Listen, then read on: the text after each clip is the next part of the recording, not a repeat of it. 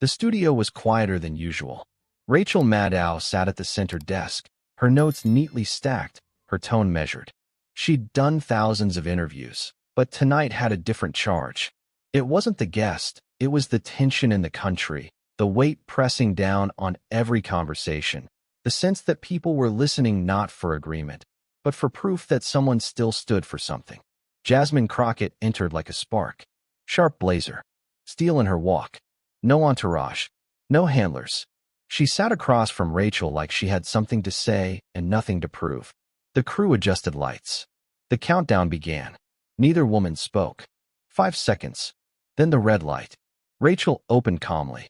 Tonight we're joined by Congresswoman Jasmine Crockett of Texas. She's known for speaking plainly, voting loudly, and calling out what others won't. Representative, thank you for being here. Jasmine didn't blink. I came because we're not talking plain enough anymore. Rachel gave a slight nod. And just like that, the temperature shifted. They began with policy, border funding, environmental setbacks, voting rights erosion. Jasmine answered sharply, with no hesitation. She didn't soften her tone for the camera. She didn't temper the frustration behind her voice. She came armed with numbers, names, timelines. Rachel was calm, always calm. Her questions were surgical, never baiting, always pushing. She gave Jasmine room to speak, but not room to coast. Then Rachel asked the question that changed the tone. Congresswoman, you've made headlines not just for what you say, but how you say it. Do you think there's a difference between righteous anger and performative outrage? Jasmine smiled. It wasn't friendly. It was the kind of smile that came right before a knife landed on a table. I think people call it performance when they're uncomfortable with the sound of a black woman who won't make herself small. Rachel stayed composed. I don't disagree, she said. But there's a growing concern, even among your supporters, that volume is becoming a substitute for strategy. Jasmine sat up straighter. No one asked the Freedom Caucus to be quiet while they burned the house down. Now I raise my voice, and I'm the distraction. Rachel pressed. I'm asking if the fire you bring still moves the conversation, or just burns the room.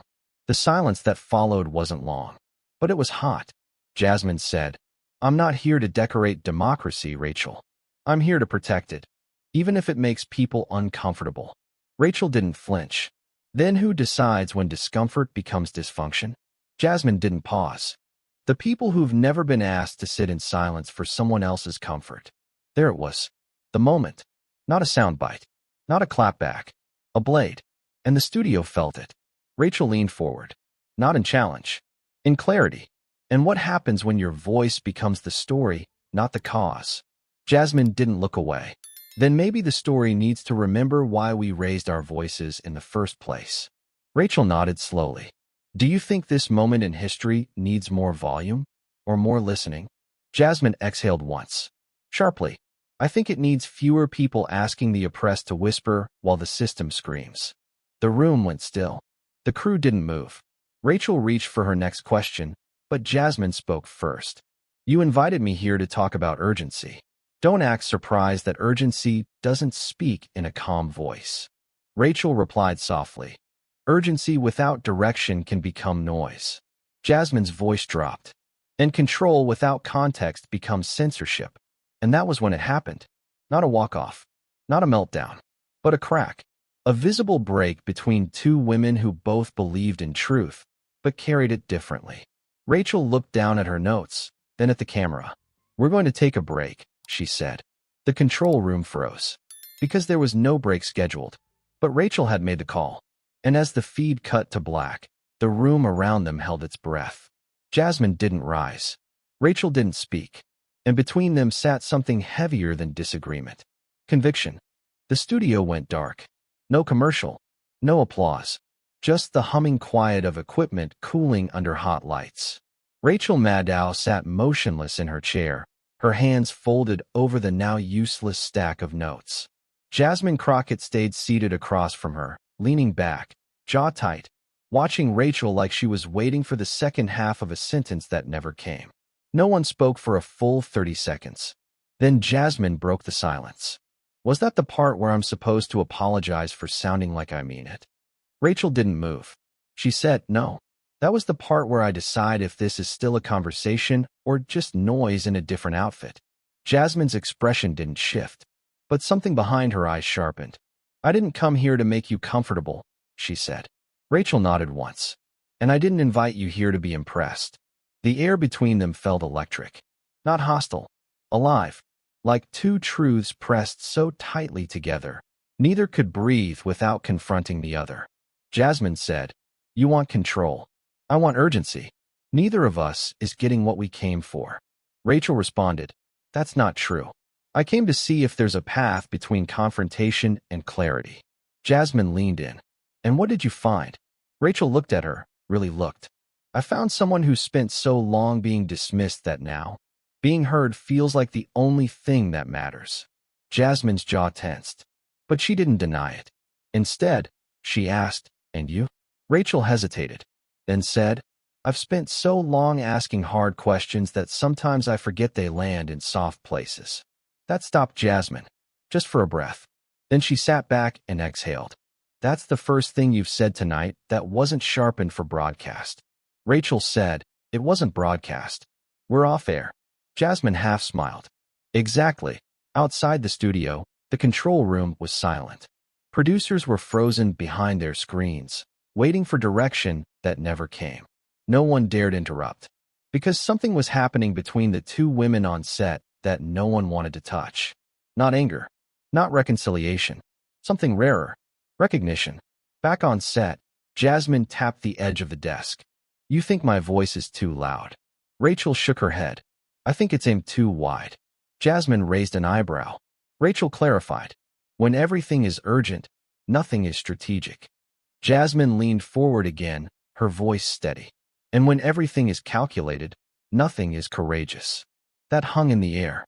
Neither woman moved. Then Jasmine asked something unexpected. "Do you think I'm helping or hurting?" Rachel answered carefully, "I think you're waking people up, but you might be burning bridges they'll need once they're awake." Jasmine didn't blink.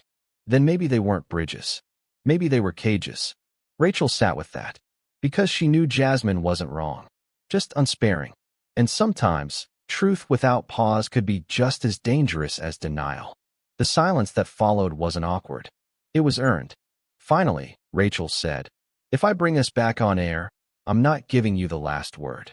Jasmine nodded. "I didn't come for the last word." Rachel stood slowly. "I know." Then, quietly, she added, "You came to remind me that there's more than one way to tell the truth." And that was the beginning of something neither of them could have predicted. The floor manager leaned in through the side door. "We can come back in 60. You call it, Rachel." Rachel Maddow didn't look away from Jasmine Crockett. She said, "Let's go back in." Jasmine raised an eyebrow. "Just like that." Rachel nodded. "No edits. No reset. We pick up where we left off." Jasmine folded her arms. "You sure your audience wants that?" Rachel looked toward the lights, now warming back to life. "No," she said, "but I think they need it." The red light came on again. And for the first time in years, the return from commercial didn't come with music. Just Rachel's voice. Measured, but changed.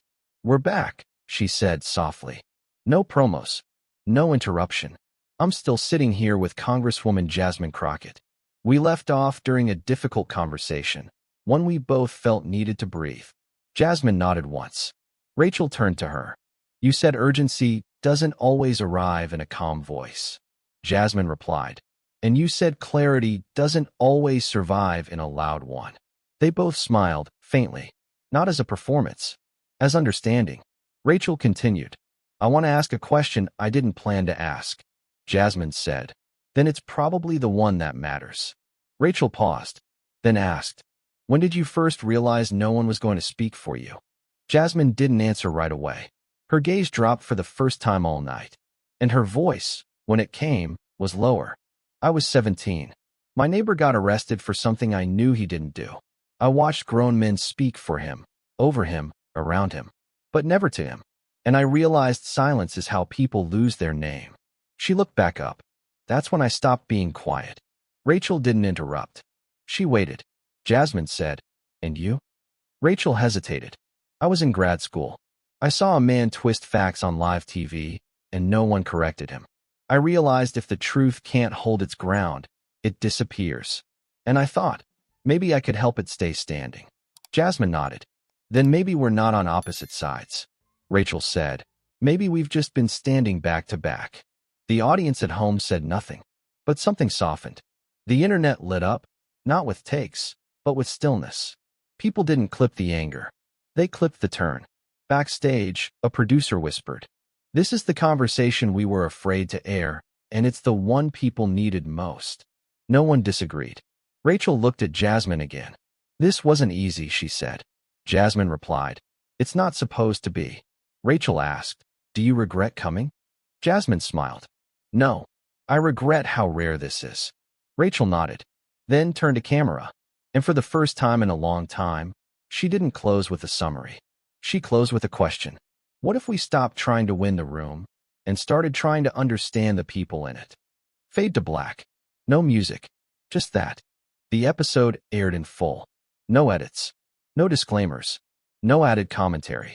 Just two women, live on national television, giving each other the one thing power rarely allows: room to be fully themselves.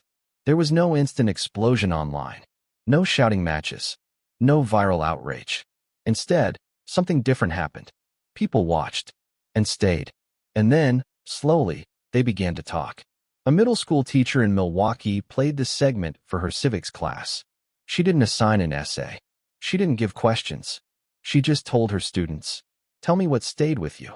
One girl raised her hand and said, "The part where neither of them won, but both of them listened." The teacher wrote it on the board and left it there for the rest of the year.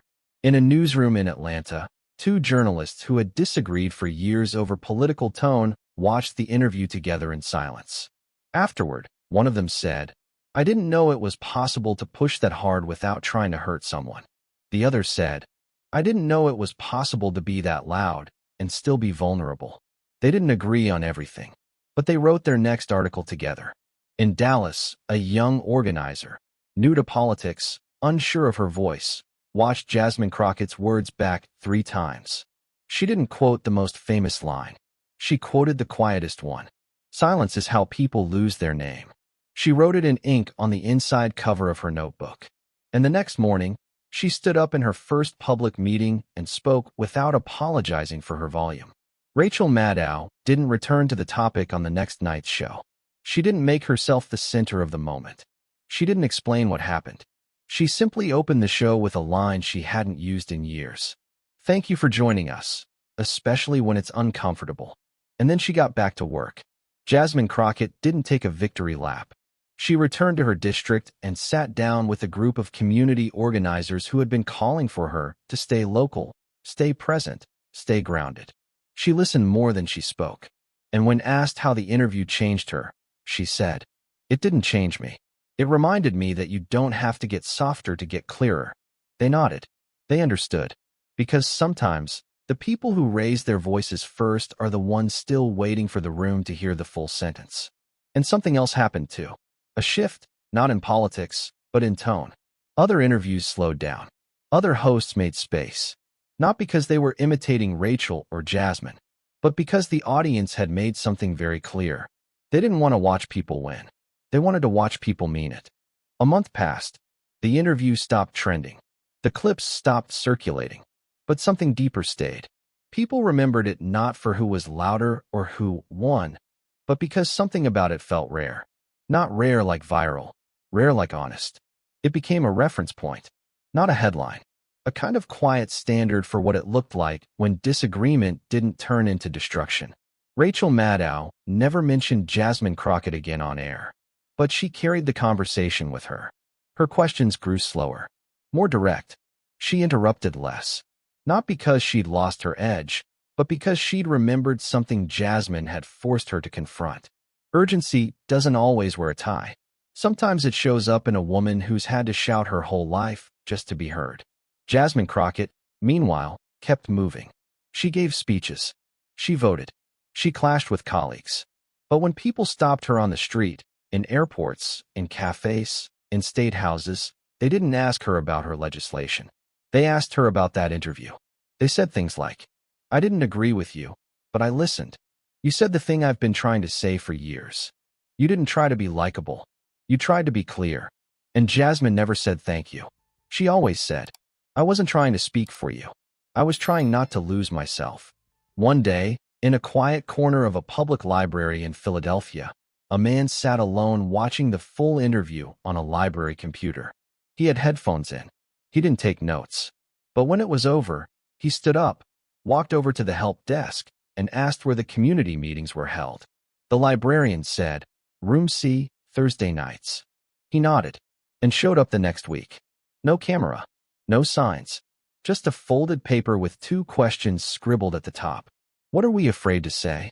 And who are we waiting for permission from? That was how it happened. Not with speeches, not with scandals, with a single moment between 2 women who didn't try to win. They tried to mean it. 3 months later, Rachel Maddow was invited to speak at a journalism symposium. It was the kind of event filled with polished phrases and safe applause. But that night, Rachel did something different.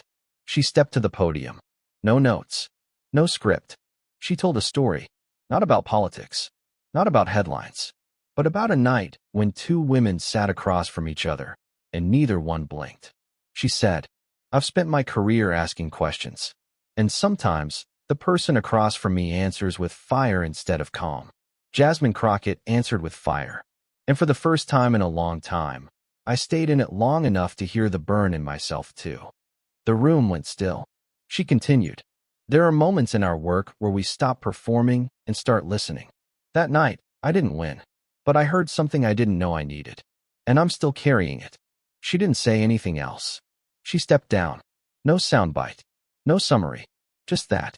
On the same night, in a town hall back in Texas, Jasmine Crockett stood before a room of voters. It was noisy, late, tired.